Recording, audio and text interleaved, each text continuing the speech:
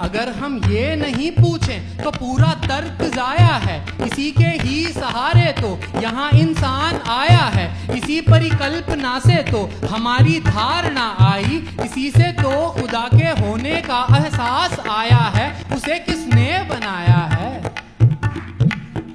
अगर उत्तर है ये उसको किसी ने नहीं बनाया है, तो अब तक आपने हमने महज बेजा खपाया है। तो अब तक आपने हमने महज बेजा खपाया है। अगर ये बोल सकते हैं कि एक तदबीर है ऐसी जिसे कोई नहीं गढ़ता, कोई तस्वीर है ऐसी, तो फिर इस कायदे से आप भी ये मानते हैं कि कहीं अस्तित्व में है कुछ बनाए बिन किसी के भी।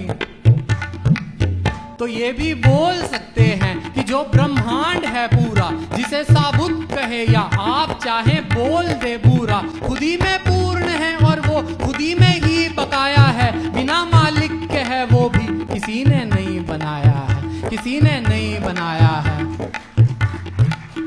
भला जब दूर इतना आके भी रुकना ही था सबको, किसी के सामने बिन तर्क के झुकना ही था सबको, तो फिर रुको जहां मन हो, तो फिर रुको कहीं पर भी, रुको फिर आसमानों में या चाहे तो जमीन पर रुको।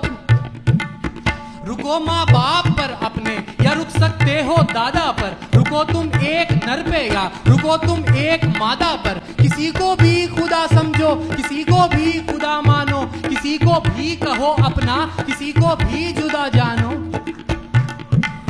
मगर ये मानने में आपको दिक्कत या अड़चन है, मगर ये मानने में आपको दिक्कत या अड़चन है, तो फिर श्रीमान केवल आपका ये दोगलापन है। तो फिर श्री